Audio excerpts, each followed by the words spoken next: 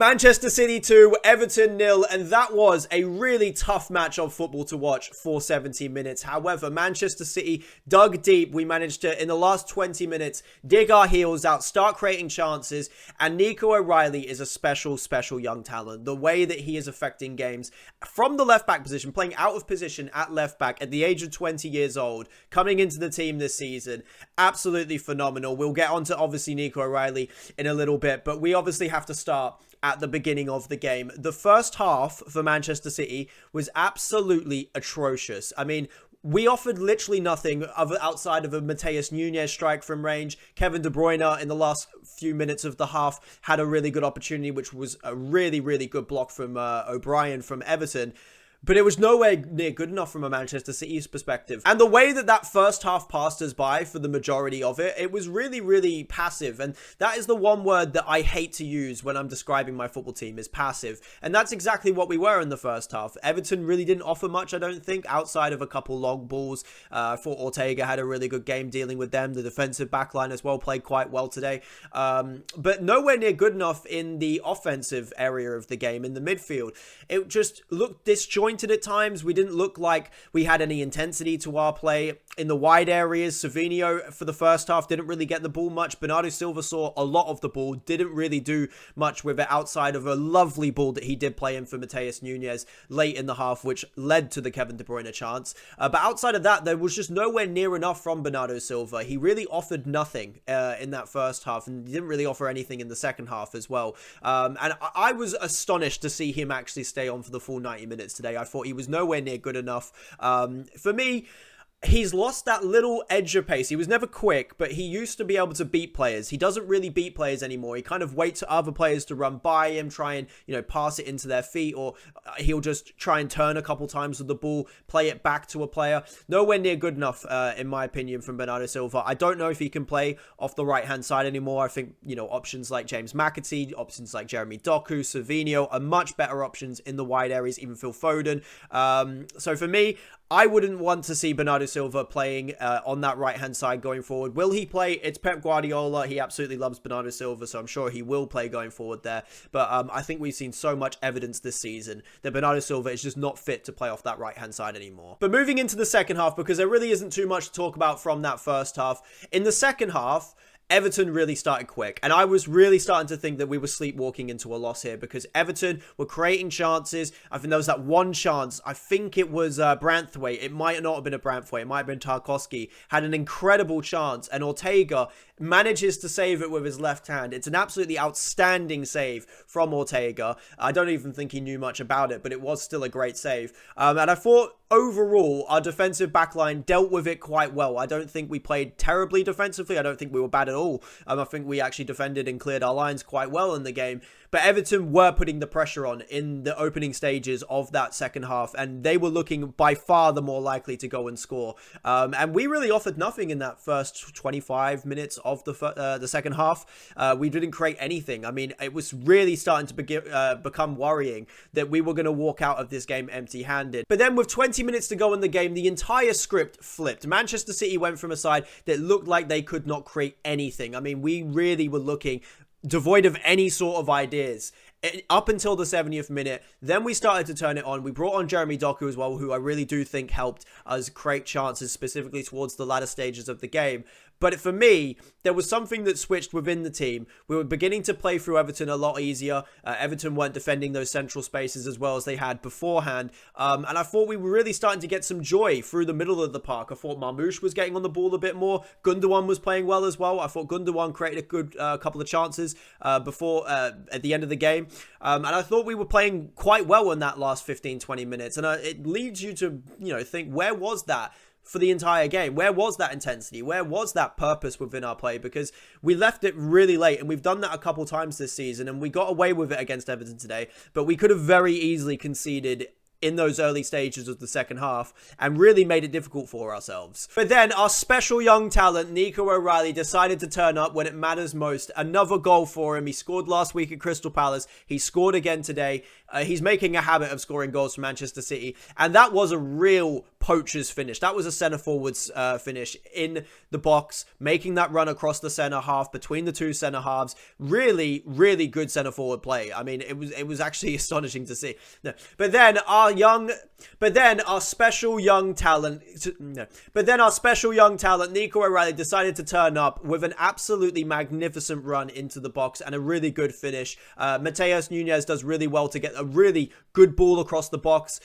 Pickford didn't know how to deal with it. The centre halves of Everton really struggled to deal with it as well. So it was a great ball from Matheus Nunes, and I've slammed him a couple times recently, but I've got to say, real good ball from him today, and I thought he actually performed quite well overall. But he puts that ball into the box for Nico O'Reilly. Nico O'Reilly with a real centre forwards goal. I mean, he makes a really good run across the centre half between both of the centre halves, and Jordan Pickford doesn't deal with it. It falls to him, a tap in. It looks like a tap in. It looks like a very basic goal to score, but you have to get in that position. And Nico O'Reilly, from the position of a left back, running into the box, having the desire to get across the defender, really intelligent movement, gets his goal. Massive, massive goal for Manchester City. Puts us 1-0 up in the game and completely changes the entire game. And at that point, it really, really calmed the game down. Manchester City really dominated from that point onwards. And it was a massive goal because it's pretty much really put us in a good position now to get Champions League football next season. We're now 4 points above Chelsea after the game today.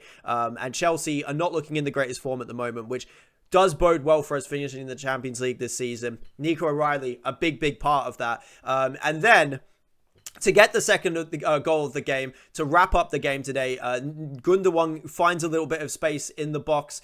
He doesn't control the ball as well as he'd like to. He then lays it out into the path of Mateo Kovacic. And Mateo Kovacic, once again, just like last week against Crystal Palace, with an exact same identical goal, where he goes to strike it, he slips as he strikes the ball, and he strikes it off balance, but he guides it wonderfully into the far corner. And last week, I was thinking a bit lucky there, but he's gone and done it again. I'm starting to think maybe Mateo Kovacic is meaning to do this. Maybe he's practicing this in training, who knows? But whatever he's doing, keep doing it, because he puts his 2-0 up. It's a really good finish into the far corner. It wraps the game up completely. And now Manchester City, as I said before, are in a really good position for Champions League football. We can't screw this up, surely. We're now 4th in the Premier League, 1 point off of Newcastle ahead of us. I think we're 1 point ahead of Nottingham Forest, but 4, most importantly, ahead of Chelsea, who are in 6th. And obviously, finishing in that top 5 is all that matters. I don't care if we finish 5th. I don't care if we finish 4th, 3rd, whatever. Do not care. Champions League football is the goal for this season. And it really is a little bit of a mixed bag of takeaways from this game, because obviously you have to look at the negative part of it, which is 70 minutes of that game was really poor. We did not create much. We did not look like we were competing that much. Everton was starting to get the better of us in that second half.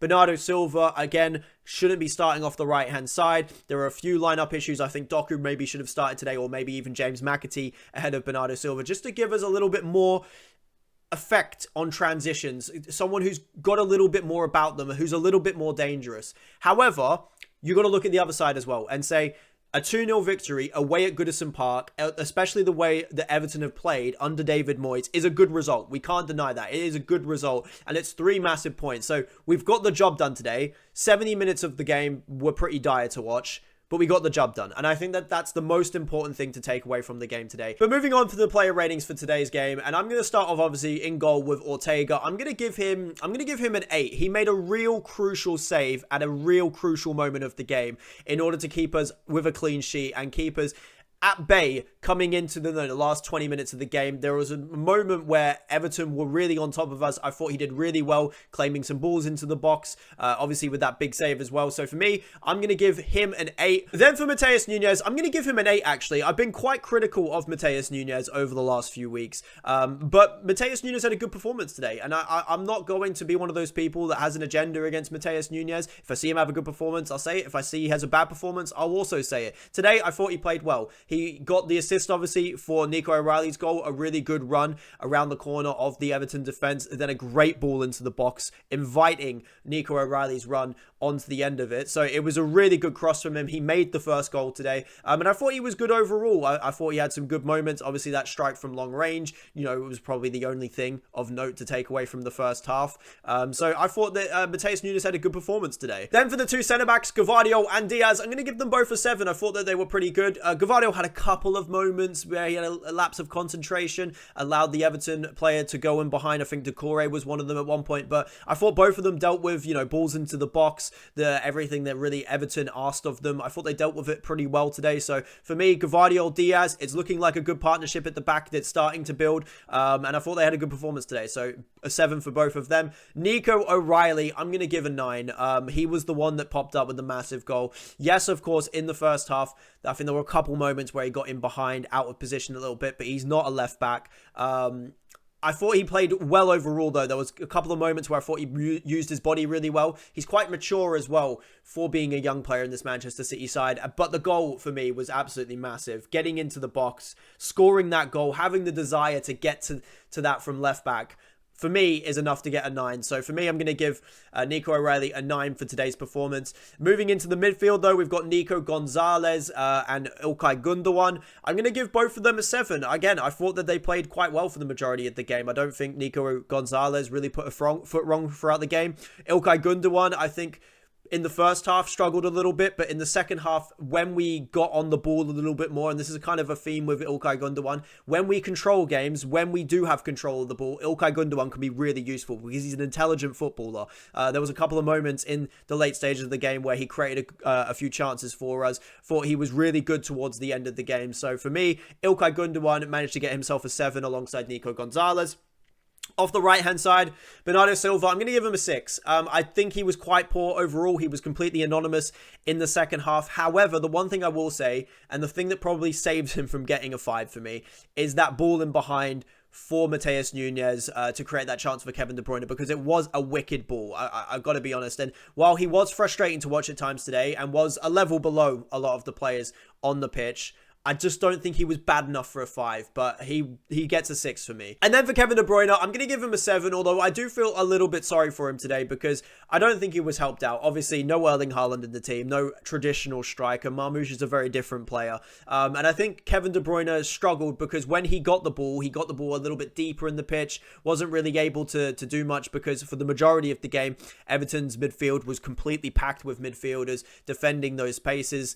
So I thought Kevin De Bruyne played well. I don't think he had a bad game by any means, but I don't think it was his best game either. Then off the left-hand side for Savinho, I'm going to give him a 6 as well. I don't think he did much today. I was a little bit disappointed from him. I expected a little bit more whenever he received the ball. As I said, first half, I don't think he really got enough of the ball. Second half, he did get a little bit more of the ball. I don't think he really did as much. I thought Doku probably did more than him when Doku came on the pitch. So for me, Savinho, I'm going to give him a 6. I wasn't that impressed by him today. Then Marmoush, I'm going to give him a 6 as well. The reason why I'm not going to give him a 7 is because he had that chance where, not Tarkowski, sorry, Michael Keane misread the flight of the ball. Marmoush took advantage of it. He should have scored. I really do think he should have scored.